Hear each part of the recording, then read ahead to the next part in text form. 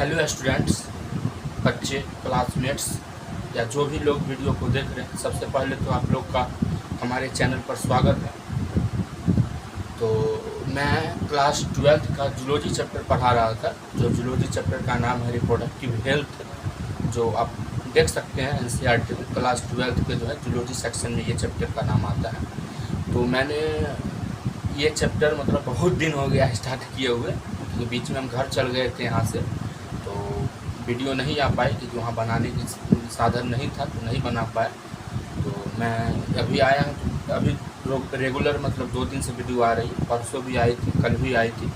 तो जिसमें मैंने ओरल कॉन्ट्रासेप्टिव पिल्स बताया था, इंजेक्टेबल बताया था, और 1-2 और टॉपिक थे जो मैंने बताया था पिछले वीडियो में, और उससे पिछले वीडियो में भी बताया था जो आप पॉपुलेशन एक्सप्लोजन के बाद जो टॉपिक आता है वो था। उनको ध्यान से हट गए क्या बताए थे, लेकिन अगर आप वो वीडियो पहले अगर नहीं देखें तो आप जाके चैनल पर प्ले लिस्ट बना हुआ है, देख सकते हैं कि कौन से वीडियो है, और कैप्शन में आपको टॉपिक भी मिल जाएगा कि हाँ ये टॉपिक है। अगर आपको वो टॉपिक में पर्सनली प्रॉब्लम है तो आप वहाँ से वो वीडियो देख सकते हैं और रिवीजन कर सकते हैं। या अगर नोट्स आपको लिखना है, जो हाँ हमको नोट्स में प्रॉब्लम है, मेरे पास नोट्स नहीं है, तो आप लोग वहाँ से नोट्स भी लिख सकते हैं। एक हम पॉइंट लिखे हुए हैं तो एनसीईआरटी से आपको मैच करते हुए मिल जाएगा। हम एक भी पॉइंट नहीं छूटे, और 1-2 पॉइंट अगर छूटता होगा तो आप एनसीईआरटी से बाद में जब रीडिंग करिएगा तो आप नोट बना के लिख सकते हैं। लेकिन मेरे अनुभव से हम सारा पॉइंट लिख देते हैं जो एनसीईआरटी से, और 1-2 पॉइंट जो क्वेश्चन आ सकता है और जो एनसीईआरटी में नहीं है वो पॉइंट भी हम लिख देते हैं नोट्स में, जो बच्चा कवर हो जाए और क्वेश्चन बनाने में आसानी हो। तो अगर आप लोग नहीं देखें तो देख लीजिए जाके वो वीडियो, फिर ये देखिए। नहीं अगर ये प्रॉब्लम है, अगला अभी जो टॉपिक आएगा वो आएगा इमरजेंसी कॉन्ट्रासेप्शन जो होता है, वो टॉपिक अभी हम पढ़ाएंगे। उसके बाद 1-2 और टॉपिक है जो उससे आगे है, वो पढ़ाएंगे, फिर आगे बढ़ेंगे। क्योंकि अभी ये जो चैप्टर है वो लास्ट पर आ गया है, मतलब 2 से 3 क्लास और लगेंगे मेरे ख्याल से, उससे ज़्यादा भी लग सकते हैं, लेकिन बहुत लास्ट टॉपिक पर आ गए जो बहुत कम मतलब टॉपिक बचा हुआ है। तो बहुत जल्द ही चैप्टर कंप्लीट होने वाली है। तो चलिए ज़्यादा बात ना करते हुए, और जो टॉपिक के बारे में आज बात करेंगे उसके बारे में हम लिखते हैं, फिर आप लोग को हम समझाते हैं कि उसके बारे में क्या है नहीं है अच्छे से, फिर उससे क्वेश्चन जो आने की संभावना है वो भी हम बताएंगे कि हाँ ये क्वेश्चन बन सकते हैं। तो चलिए ज़्यादा बात ना करते हुए, ज़्यादा समय ना गवाते हुए स्टार्ट करते हैं और लिखते हैं।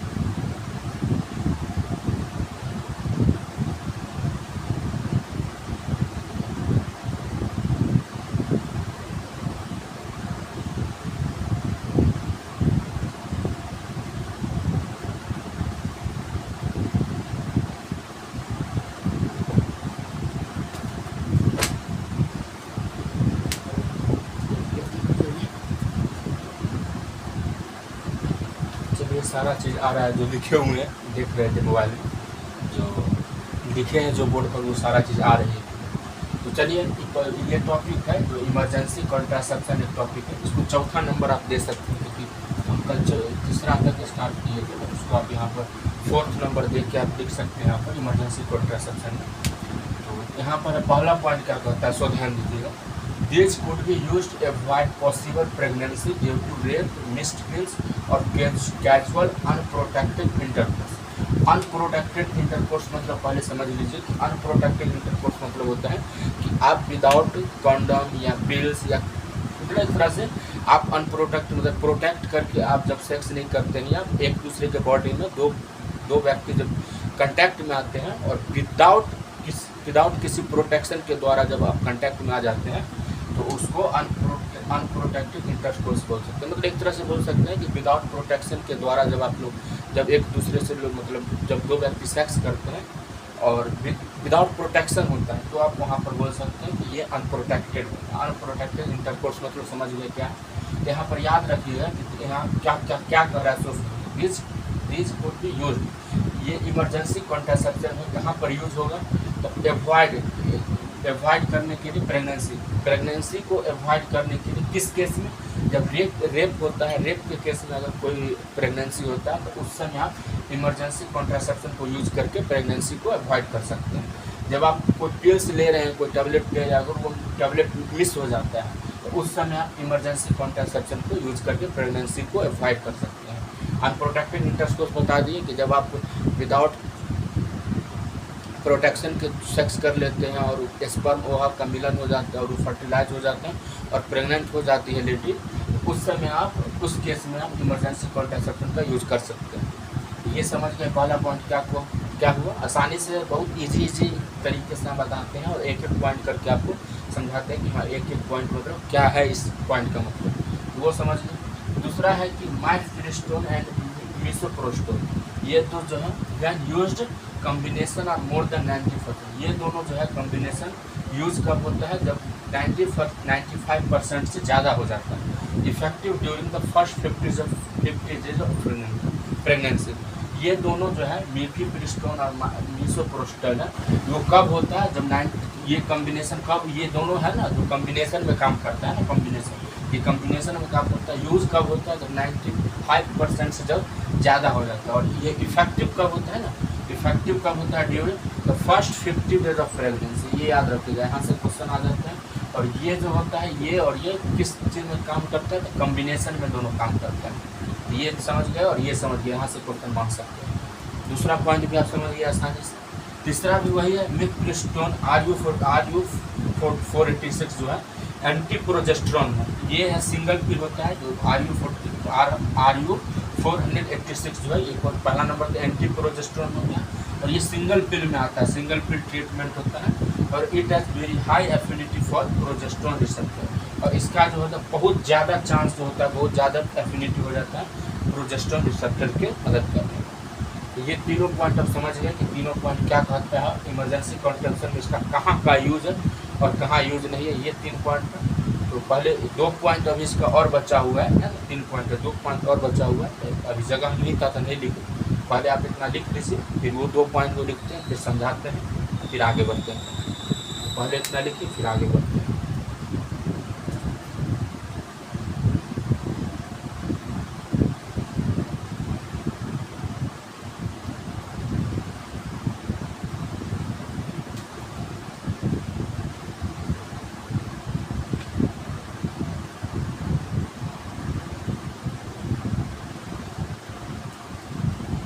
बिताते हैं, लिख लिए होंगे शायद आप लोग, नहीं लिखे होंगे तो हम हट गए थे, स्क्रीनशॉट भी ले सकते हैं या वीडियो को पॉज करके आप लिख लीजिएगा। तो बहुत छोटा बोर्ड है तो आसानी से आप जल्दी लिख लेते होंगे, अगर नहीं लिखते होंगे तो केस बता दी, या पॉज करके भी लिख सकते हैं या स्क्रीनशॉट ले लेते हैं, ले लीजिए, उसके बाद आप आराम से लिख सकते हैं। तो नोट्स पूरे हम डिटेल में दे रहे हैं, नोट्स में अगर आपको कुछ लग रहा है जो नहीं लिखेंगे छोटा तो आप गलत कर रहे हैं, आप नोट्स सारा लिख सकते हैं, क्योंकि हम नोट्स पूरा डिटेल में देते हैं और पूरा डिटेल में भी समझा रहे हैं। आप कोई पॉइंट अगर दिक्कत भी आ रही होगी जो हाँ ये पॉइंट आपको हम नहीं समझ पा रहे हैं तो आप कमेंट करके बता दीजिए कि ये पॉइंट हम नहीं समझे, उस पॉइंट को हम आपको समझाने की कोशिश करेंगे कमेंट सेक्शन में, और नहीं तो उस पॉइंट को हम जब अगले वीडियो आएगा तो उस पॉइंट को हम पहले ले लेंगे, फिर आपको हम वो पॉइंट को समझाएंगे, फिर नए वीडियो में आगे बढ़ेंगे। तो आप लोग को दोनों सुविधा है, जैसे आपको सब समझ में है, लिख सकते हैं।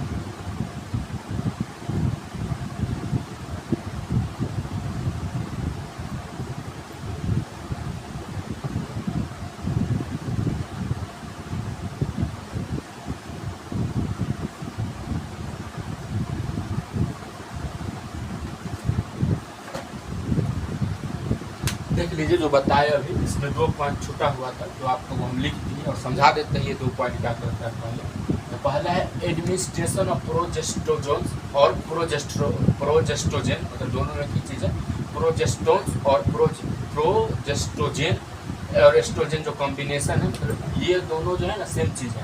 तो प्रोजेस्टोजेन और एस्ट्रोजन का जो कॉम्बिनेशन होता है वो with 72 hours of quietus have been found, मतलब ये जो दोनों का कॉम्बिनेशन इमरजेंसी कॉन्ट्रासेप्टिव में कब यूज होगा, जब क्वाइटस का 72 आवर्स हो जाएगा फाउंड, मतलब उस क्वाइटस के बाद 72 आवर्स का होगा, टू बी वेरी इफेक्टिव, मतलब क्वाइटस के बाद क्वाइटस के 72 आवर्स जो हो जाएगा उसके बाद ये हो जाएगा बहुत अच्छा से इफेक्टिव होगा as emergency contraceptive morning after pill. जब मॉर्निंग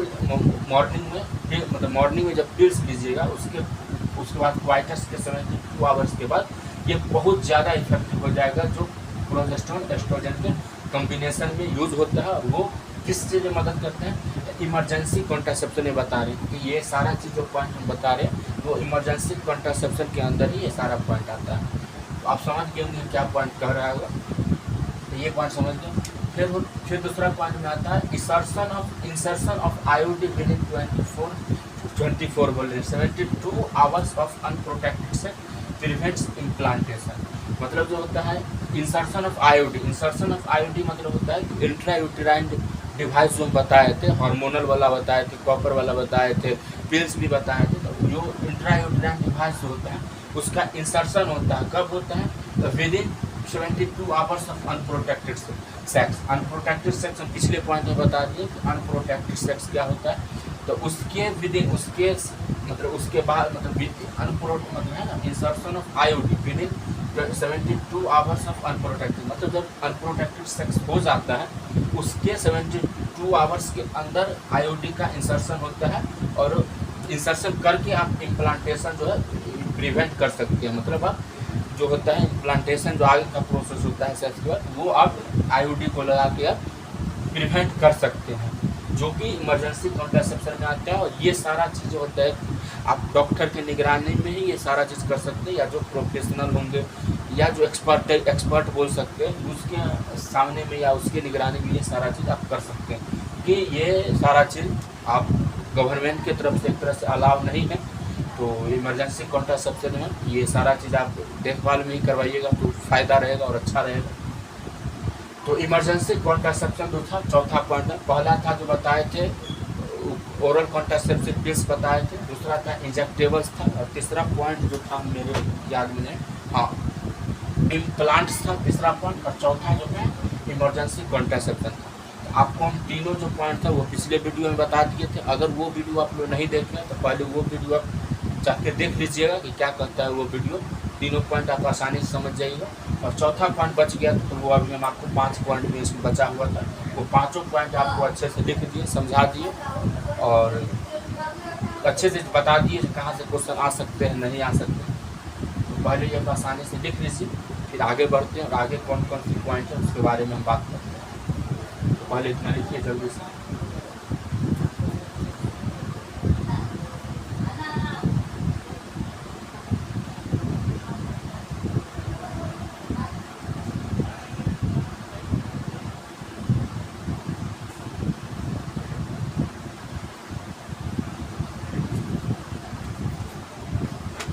लिख लिए होंगे, मिटाते हैं और आगे बढ़ते हैं। आगे क्या क्या point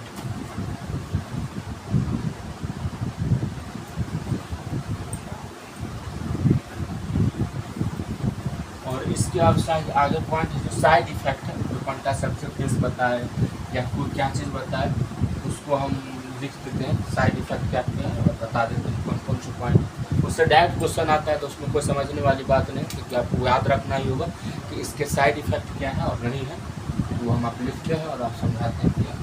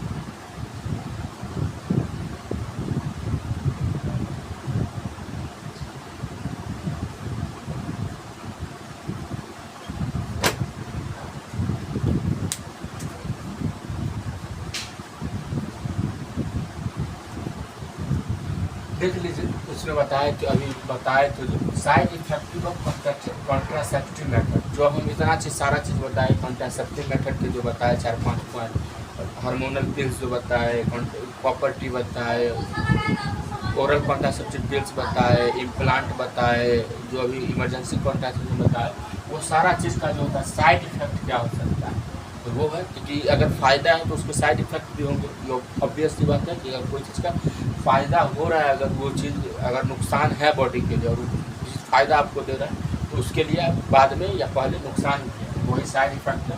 there possible side effect matter, वो उसका साइड इफ़ेक्ट मैटर क्या है?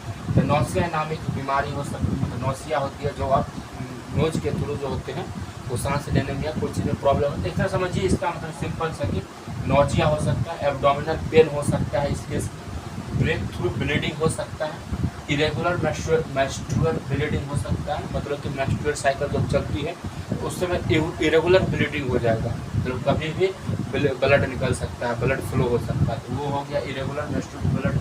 ब्रेस्ट कैंसर की संभावना है कि ब्रेस्ट में जो होता है कैंसर होने की इसकी संभावना बहुत बढ़ जाती है। तो ये सब चीज़ सारा, क्योंकि ब्रेस्ट कैंसर ही बहुत डेंजरस है।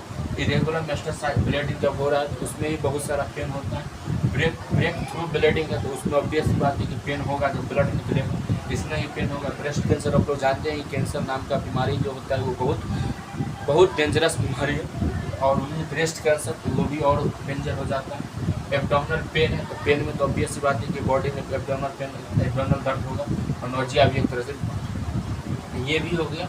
ये 5 पॉइंट जो था इसका साइड इफेक्ट था, वो किसका था? द कॉन्ट्रासेप्टिव मेथड था। तो आप यहाँ से भी क्वेश्चन बन सकते हैं, पूछ देगा कि which of the following is the side effective of contraceptive method. ये दे देगा, ये दे देगा, ये दे देगा, और एक दूसरा कुछ दे देगा, यहाँ पर ब्रेन कैंसर दे देगा, दूसरा कैंसर दे देगा। तो आप कंफ्यूज नहीं होइएगा कि इसमें ब्रेस्ट कैंसर ही आएगा। बहुत सारे तरीके से इसको क्वेश्चन बना सकते हैं। ये दे देगा, ये दे देगा, ये दे देगा, ये दे देगा, और पूछेगा चौथा कौन है, पाँचवा कौन है, और या पाँचों दे देगा और पूछेगा 8 को 9 को दे देगा इसमें इसका साइड इफेक्ट, और आपको पूछेगा कि इसमें इसका जो होता है साइड इफेक्ट कॉन्ट्रासेप्टिव मेथड का क्या है। आपको चूज करना होगा, 1 2 3 4 5 ऑप्शन दे देगा, आपको चूज करना होगा कि इसमें 4 है कि 5 है। तो बहुत तरीके से ये पाँचों से क्वेश्चन बन सकता है। अगर क्वेश्चन बनाने हैं तो इससे एक क्वेश्चन बनने की बहुत संभावना आ जाती है। तो बता दिए और आसानी से समझा भी दिया कि क्या क्या है। मेनली आपको इसमें कुछ समझना नहीं है कि ये क्या होता है, ये क्या होता है, इसके बारे में आप डिटेल में पढ़िएगा तो आगे जाके इसके अच्छे डिटेल में ये सब अच्छे से डिटेल में आगे पढ़ना होता है। इसको सिर्फ आपको याद रखना है कि साइड इफेक्ट क्या होता है। तो ब्रेस्ट कैंसर होता है, ये बता दिए, रेगुलर मेंस्ट्रुअल ब्लीडिंग बता दिए, ब्रेक थ्रू ब्लीडिंग बता दिए, एब्डोमिनल पेन बता दिए, नौजिया बता दिए। ये चारों पाँचों बता दिए, तो इसको सिर्फ आपको याद रखना है जो साइड इफेक्ट में आता है। तो देख लीजिए इसको आगे, देखते हैं आगे क्या वीडियो है। बता सकते, अगर पढ़ाना होगा तो आगे पढ़ाते, नहीं तो वीडियो को यहाँ पर स्टॉप करेंगे। पहले लिखिए, फिर हम सोचते हैं क्या करना है। लिखिए पहले।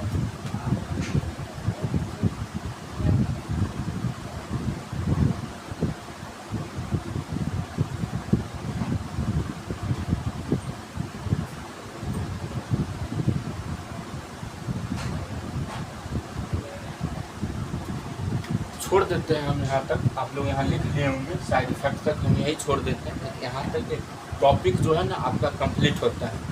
उसके बाद आ जाता है जो परमानेंट मेथड है। ये इस सब जो टेम्प्रोरी मेथड हम बताए थे शुरू में, आप लोग 2 से 3 वीडियो आप पहले नहीं देखें तो उसमें आप जाकर देख सकते हैं कि टेम्प्रोरी मेथड ही बताए थे, जो कि हमको याद नहीं बताते थे। देख लेते हैं एक बार क्या है। हाँ, टेम्प्रोरी मेथड जो बताए थे, नेचुरल मेथड बताए थे, ये सारा चीज़ था। नेचुरल मेथड जो आता है उसके बाद जो प्रोसेस था IUD, नेचुरल मतलब ये सब नेचुरल मेथड में एक तरह से वो आता है। इसके बाद एक तरह से परमानेंट है जो वैसेक्टोमी, ट्यूबेक्टोमी, ये सब सारा चीज़ आता है। तो एक बार देख लेते, रुक जाइए, आपको बताते हैं अच्छे से।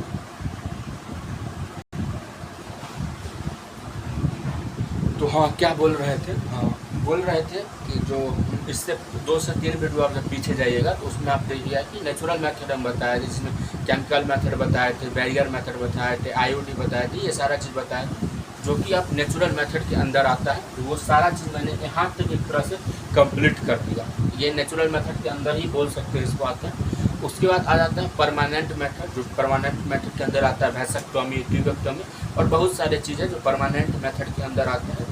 तो उसके बारे में हम कल जो वीडियो आएगी उसमें हम पढ़ेंगे कि परमानेंट मेथड क्या होता है, और परमानेंट मेथड जब उसके अंदर क्या आता है, उसका फ़ायदा क्या है, उसका मतलब बेनिफिट क्या है, उसके साइड इफ़ेक्ट क्या है। तो ये सब सारी चीज़ के बारे में हम अगले वीडियो में बात करेंगे, क्योंकि फिर हम स्टार्ट करेंगे तो फिर वीडियो को हमको टाइटल देने में, और वो एक तरह से वो अलग मतलब बीच दो वीडियो में अलग अलग टॉपिक हो जाएगा, क्योंकि हम अगर स्टार्ट करेंगे तो कंप्लीट होगा नहीं।